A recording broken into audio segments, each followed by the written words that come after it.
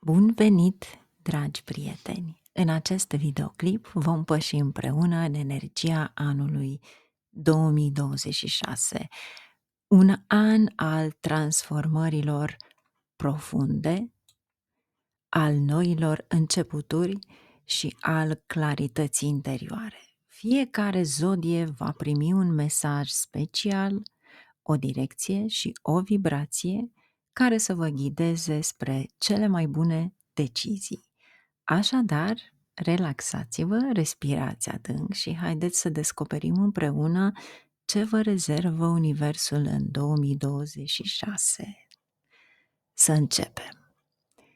Aici avem horoscopul Berbec 2026. Indică un an dinamic de succes profesional, câștiguri internaționale și creștere. Deși pot apărea provocări în relațiile și sănătatea ta, dezvoltarea abilităților și căutărilor tale spirituale vor duce la împlinire interioară. Aici veți avea, de fapt, un carusel de oportunități, provocări de sănătate, câștiguri externe pentru tine. Începutul anului ar putea fi puțin dificil și s-ar putea să te confrunți cu cheltuieli neașteptate și probleme de sănătate, dar norocul este alături de tine și te vei recupera curând. Acest lucru se datorează regresiei lui Jupiter. Vedeți, voi aici aveți un tranzit important în 2026. În primul rând, în astrologia vedică, berbecii sunt născuți ascendent sau lună, pentru unii dintre voi, sau poate chiar soare, între 14 aprilie și 14 mai. Doar poate pentru unii dintre voi este valabil semnul lunii și atunci aveți o compatibilitate bună. Aici am enumerat, de fapt, mișcarea lui Jupiter, adică planetele importante care tranzitează mai lent pe un semn zodiacal, și anume că în iunie, pe 1 iunie de fapt, va intra în Rac, după care iarăși va schimba în octombrie 31 în Leu și vom vedea mai departe în 2027, pentru că el va reveni de fapt din nou în Rac.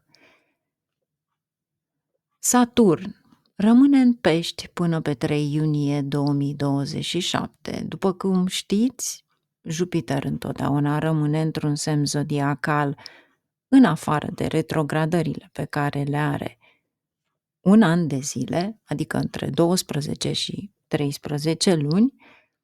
Saturn rămâne 2 ani și jumătate într-un semn zodiacal, deci nu avem un tranzit pe 2026, după care avem nodurile lunare și anume își vor schimba semnul zodiacal abia pe 25 noiembrie, când Rahu, nodul nord, va intra în Capricorn și Ketu, nodul sud, va intra în Rac.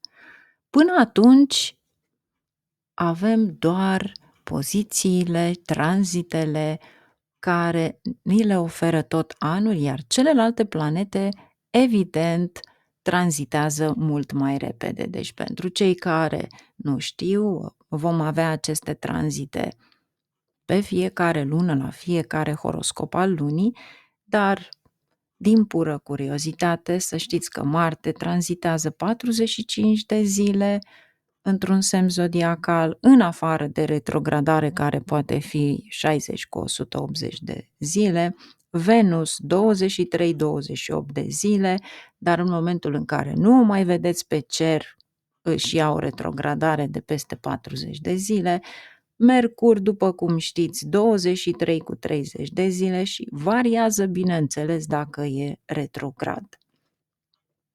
Luna este cea mai rapidă, la 2 zile și 25, îi spunem noi, și bineînțeles Soarele 30 de zile.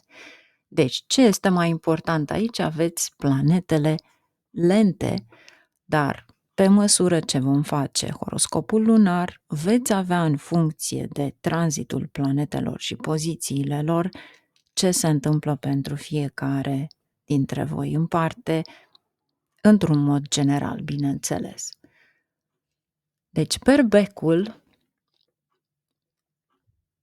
acest an vă trebuie multă răbdare, credință, vă trebuie multă mișcare, o dietă echilibrată pentru a rămâne sănătoși. Pe măsură ce anul progresează, vei avea mai multe oportunități de carieră și posibil într-o țară străină, pentru că Saturn îl ai în casa a 12-a. De asemenea, poți câștiga bani din mai multe surse, deoarece Soarele, Mercur, Venus și Marte se aliniază curând, deci nu în ianuarie, aici a fost în ianuarie, din februarie se vor muta toate în casa a 10-a. Aici este făcut horoscopul exact pentru începutul anului, după care vor tranzita toate planetele în măsura în care trece timpul. Deci, cu siguranță, februarie-martie, profiturile tale vor crește. Pe măsură ce aceste planete avansează în casa ta a câștigurilor pentru a se alătura în casa 11-a cu Rahu. Vei construi multiple conexiuni sociale datorită abilităților tale excelente de comunicare. Anul acesta ar trebui să fii atent să nu accepți nicio oportunitate de a face bani rapid în mod ilegal, pentru că asta face Rahu în același timp. Se spune hoțul sau, mai bine zis, cel mai inteligent dintre toți care pot să aducă bani ilegal. De asemenea, s-ar putea să te confrunți cu dezamăgiri, iar fondurile tale ar putea fi blocate din cauza impactului lui Saturn asupra finanțelor tale. Încetinește. Prin urmare, ți se recomandă să faci doar investiții fără riscuri și să eviți să iei sau să oferi împrumuturi în acest an.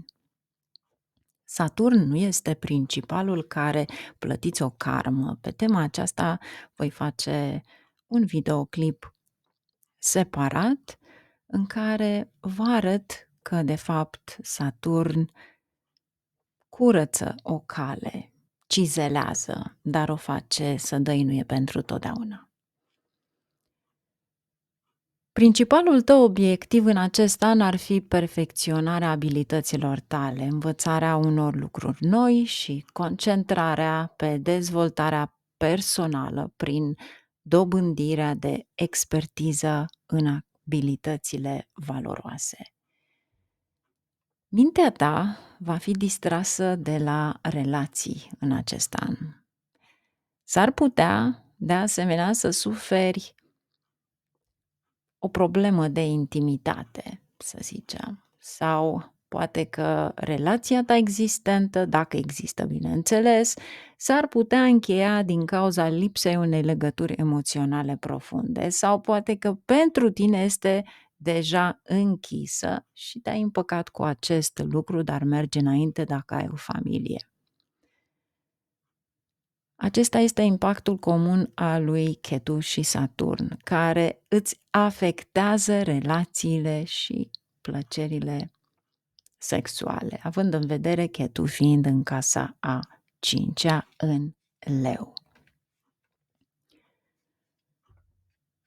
Deci, cu alte cuvinte, e posibil într-adevăr să fii înclinat spiritual, să te dedici actelor nobile de a ajuta pe ceilalți, ceea ce îți va aduce pace și mulțumire. Dar, încă o dată, trebuie să te concentrezi mai mult pe dezvoltarea carierei tale, să te dedici unui hobby anume pentru a folosi timpul tău în mod productiv. Vedeți voi, în momentul în care Jupiter, de pe 1 iunie intră în Rac, Jupiter este exaltat în Rac. De pe 2 iunie vei simți o energie și niște oportunități de creștere profesională pentru că este față în față cu cariera ta. Numerele pe care le vedeți aici sunt numerele caselor, care ele sunt fixe, iar aici aveți semnele zodiacale. Odată ce va fi aici în Rac, va fi față în față cu cariera voastră și asta înseamnă o extindere. Dar în același timp poate fi ceva special dintr-o țară străină. Deoarece Jupiter fiind stăpânul oportunităților din străinătate, aspectează casa carierei. Și în această perioadă vei putea realiza orice îți dorești cu un efort minim. Pentru că Rahu îți va susține progresele până pe 5 decembrie 2026. Vei putea obține recunoaștere, faimă, dacă cariera ta este legată de politică pentru unii dintre voi sau ceva la care duce la o consiliere, ceva la care are un impact pozitiv, la care îți dorești să faci o lume mai bună. Și cu siguranță vei câștiga sprijin public. De asemenea, este posibil să vizitezi țări străine pentru a-i servi pe cei defavorizați și pentru a-i ajuta, pentru că aici aveți impactul lui Saturn. După luna octombrie, este posibil să întâmpini tensiuni domestice care se vor intensifica și mai mult după 31 octombrie.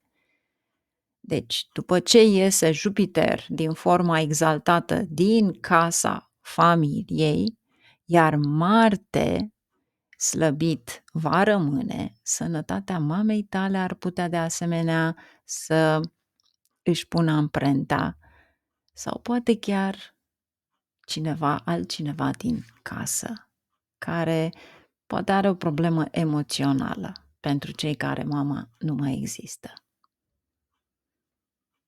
Ar putea exista de asemenea o fluctuație bruscă în cariera ta, având în vedere că este față în față cu casa carierei, dar aceasta va fi temporară și vei putea reveni în curând pe traiectoria ta de creștere. Trebuie să ai grijă suplimentară de sănătatea ta după 27 iulie anul 2026, deoarece Saturn devine retrograd, creând posibilitatea spitalizării. Atunci când aveți de-a face cu Saturn în casa 12, este o izolare, este o spitalizare, dar să sperăm că aveți grijă de sănătatea voastră și nu este nevoie. Anul se încheie pe o notă pozitivă, cu o creștere financiară solidă, beneficii din conexiuni externe sau politice și transformare în dinamica familială. Acest an va marca o piatră de hotar și va prezenta un punct de cotitură semnificativ în viitorul tău.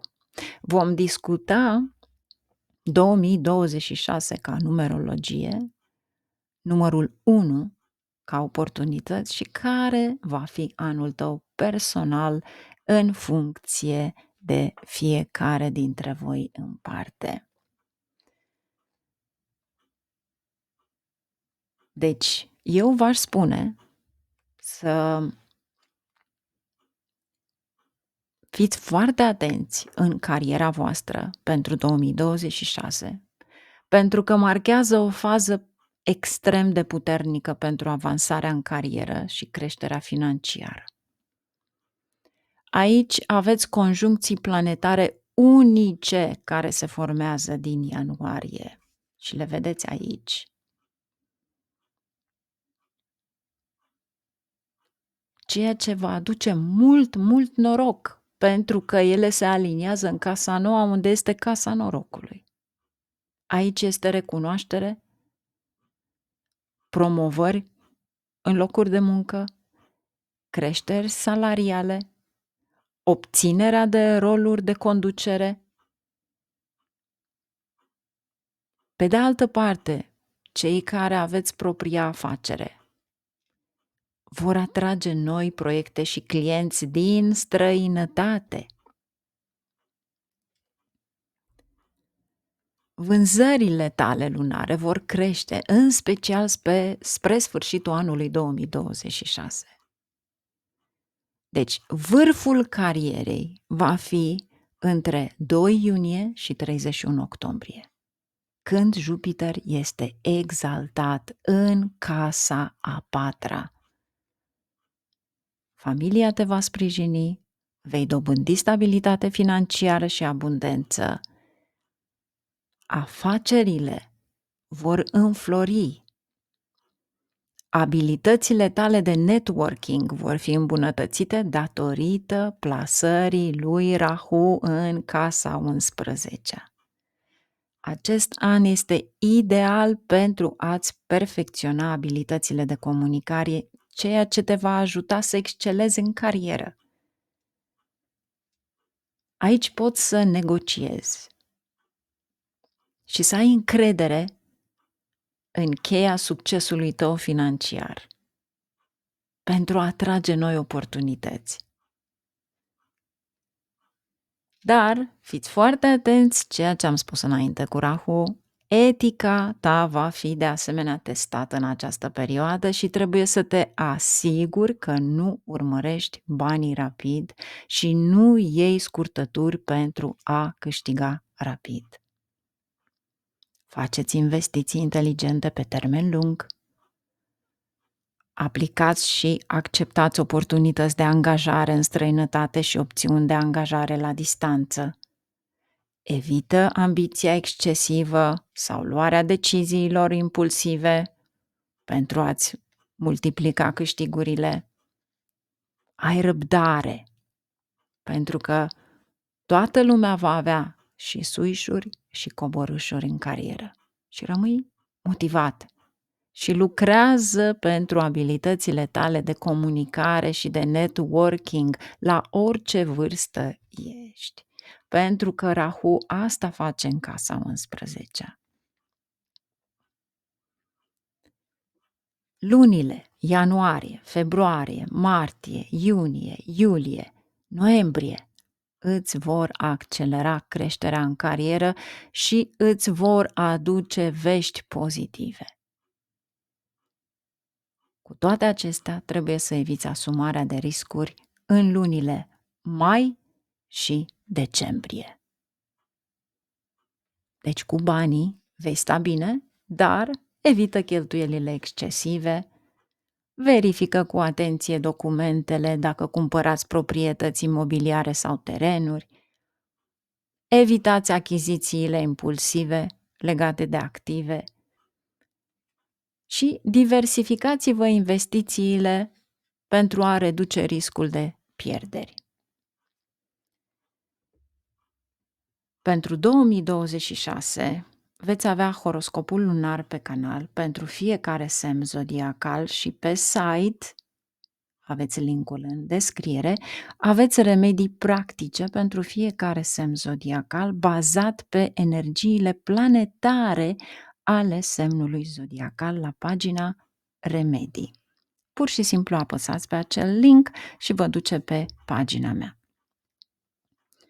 La final, vă doresc din suflet ca anul 2026 să vă aducă liniște, împlinire și puterea de a transforma orice vis în realitate, să aveți parte de sănătate, de oameni buni alături de voi, oportunități noi și curajul de a merge pe drumul vostru autentic.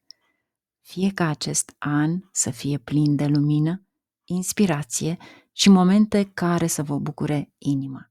La mulți ani și un 2026 minunat!